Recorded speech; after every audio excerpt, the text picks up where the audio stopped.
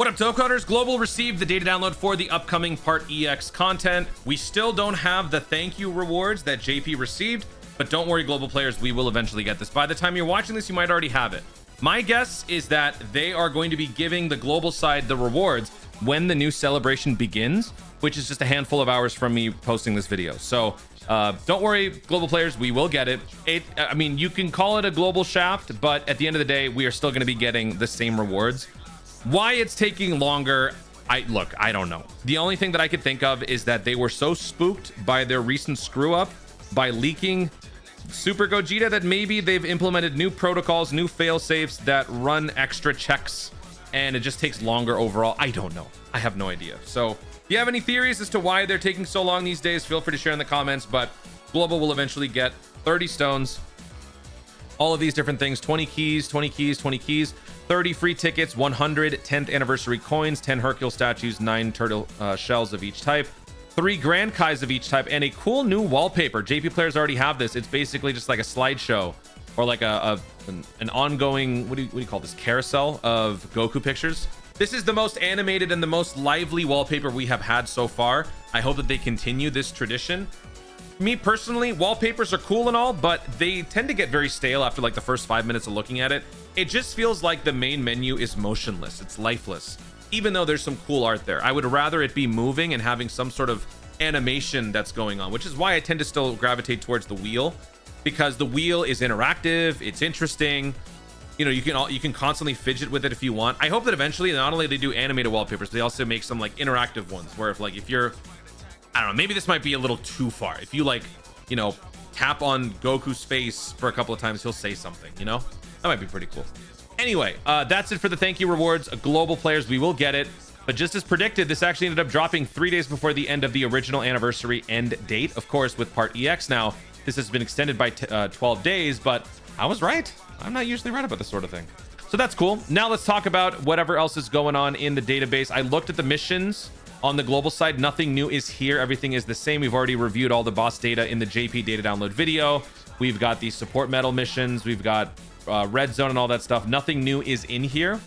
Was kind of hoping that they would give us a little bit more, but they don't. Then let's take a look at this. So the EX celebration coming soon. Now they're going to give us the full campaign breakdown when the actual Part EX begins. I will probably not be able to do that video until tomorrow, but I wanted to talk about this anyway because they're making a change to content moving forward.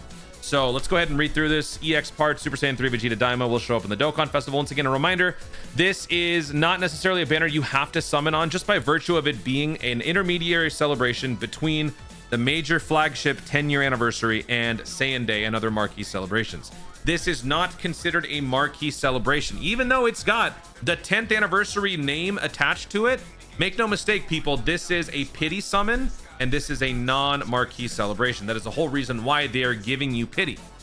I know that this is a very cynical thing to remind people about, but I want people to understand the reason that they give pity on these banners is because, number one, they are the ones that people spend less on, so they want to bring more revenue to those. Number two, they want to make these banners as appealing so that they don't have to do pity on the major celebrations, although they still do that for the anniversary. But the other ones, they don't have to do that. So they're like trying to, you know, they're trying to give us what we want while still taking some things away. This now is going to have 10 characters featured. It will also have, I think, for like 7 sets. Every 3 summons, the third one is a guaranteed featured. So just keep in mind of what you're getting yourselves into if you plan on summoning. And this has nothing to do with the character itself. I don't even know how good the character is going to be yet. On paper, this character looks really, really good. But in terms of just summoning on a non-marquee banner, people would tend to say avoid those. So just want to, you know, provide a little reality check for that sort of thing. Super Saiyan 3 Vegeta, Super Easy 8 coming soon. Going to be dropping 2 days after the banner drops. Festival of Battles, they are once again reminding people about this. This is set to be the most difficult event in the history of the game. The first 25 out of 50 stages will be giving you Dragonstone rewards. 25 stones can be obtained from all of them. After that, from 25 to 50, every 5 stages completed, you get a unique title. This is no longer about stone payouts. This is about glory. Do you have what it takes to conquer the toughest fights in the game? That's how they've marketed it. Even in the producer's letter, they said only the best players will be able to do this. So they are really leaning into that. Will this be a simple byproduct of stacking? Having whale units, rainbow units? We'll have to wait and see. Now I want to get to the most interesting part of this breakdown here, and that is this. Moreover, certain Dokkan events and Extreme Z battles from the past will soon become regular events. Extreme Z battles that were released before the end of last year's Worldwide Celebration Heated Showdown campaign will be permanently available.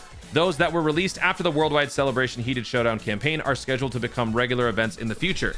This is a great thing because now older Dokkan events will always be at your beck and call, especially for newer players or those of you who have not fully awakened every character. Instead of having to sift through and find them in the Portal of Memories or wait for a celebration to bring them back, you can now access all of them anytime you want. This is good because, I mean, I guess back in the day, this wasn't a bad thing. I actually kind of liked it. When I started playing Dokkan, a lot of the content was divvied up into various days, right? Monday was, I think it was AGL. Monday was AGL day, so I could only do like the AGL hit a potential orb thing. God, Google Chrome and its stupid battle with ad block is killing me. So AGL was like Birder Day. I could get, was it Borgos? Borgos, the free-to-play Borgos unit. I could do the hidden potential orb for AGL. The Dokkan events that were available for that day would only involve characters. It would only, the events that would be available under the Dokkan event side would be those that have a character that is AGL that would awaken from that event. And so that's how they would divvy up the various events, giving you a reason to check in every day, right? Because there was something new that you could do on that specific day. Now we've reached a point where there's just an oversaturation of Dokkan events, a ton of challenge events, a ton of EZAs, that it's just easier to just have it all available. Unless you're waiting for a major celebration that brings it all back, having it just around all the time would be easier, less of a headache. And now new players especially don't have to wait. Because I get a lot of comments on streams, Toon, which one should I do for the duration of this celebration? Like one example, somebody asked me, should I do this story event that's going to be going away? Or should I do this event that's going to be going away? Or should I do the Mr. Popo link leveling thing, right? So having to not worry about something like that, I think is a better way to go about your event management. And this has nothing to do with story events. I should not have used that as an example. This is just for Dokkan events and Extreme Z battles. For story events, I think that there is I think we've hit a good balance with the amount of keys that are available in the Baba shop. You can always access older story events. The only restriction is that a story event has to return once on its own before it then becomes a regular presence in the Portal of Memories. But besides that, virtually every story event at this point is available. Maybe at some point they will also do that, but I feel like if they eventually make every event permanently available, period, that sort of defeats the purpose of the keys. So I feel like story events will probably still stay as it is. It's the Dokkan events and the Extreme Z battles that are effectively becoming keyless. Those keys are kind of pointless. I don't know about you guys. I never use my keys on Dokkan events or Extreme Z battles, especially Extreme Z battles. I never do that. But that's mainly because I play the game religiously, so I'm constantly on top of stuff. But let me know in the comments, do you guys use your challenge keys, your battle key? I don't know what these are called. This is like I think this is the black key. And then this is the black challenge key. This is the red awakening key, I think. Do you guys use those? I've never once used them. I probably have like almost 1,000 of these red keys. So yeah, let me know what you guys think. But this is cool. Permanently available. Those that were released after the Worldwide Celebration Heated Showdown campaign are scheduled to become regular events in the future. So yeah, is this going to be a thing moving forward where like after a new celebration releases, like let's just say Dokkan Festival, you know, Raditz is the next celebration after this, like Saiyan Day is Raditz, right? So Raditz gets a new Dokkan event, brand new Dokkan event, never before seen. After that celebration is done and we move on to the next celebration, which is, you know, Dokkan Festival, Goten and Trunks, right? Will that Raditz Dokkan event now be permanently available, or is it going to be something that needs to come back once before it then becomes available? I don't know. We'll have to wait and see. But this is still a good move. GG's Dokkan for letting newer players and those of us who have not finished all the grinds to have more readily available access. That is a good thing. Guys, thank you so much for watching. If you enjoyed the video, be sure to like down below. Let me know in the comments your thoughts on this new change on how they're going to be handling Dokkan events and Extreme Z battles moving forward. Do you think that they should ultimately be doing this with all content, or should it just be these?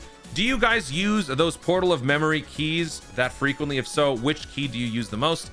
And when do you think Global will be receiving the end of anniversary thank you rewards? Do you think it's going to be when the Dime of Vegeta comes out tonight? Do you think it's going to be later on? Do you think they're going to forget about it? That's a stupid question, but whatever. Let me know what you guys think in the comments down below. Also, be sure to subscribe for more dope content in the future and click the notification bell so that you know you want to see more of my stuff. Do it. Thank you so much for watching. Stay tuned. I'll see you guys tonight. And always remember to Dokkan responsibly.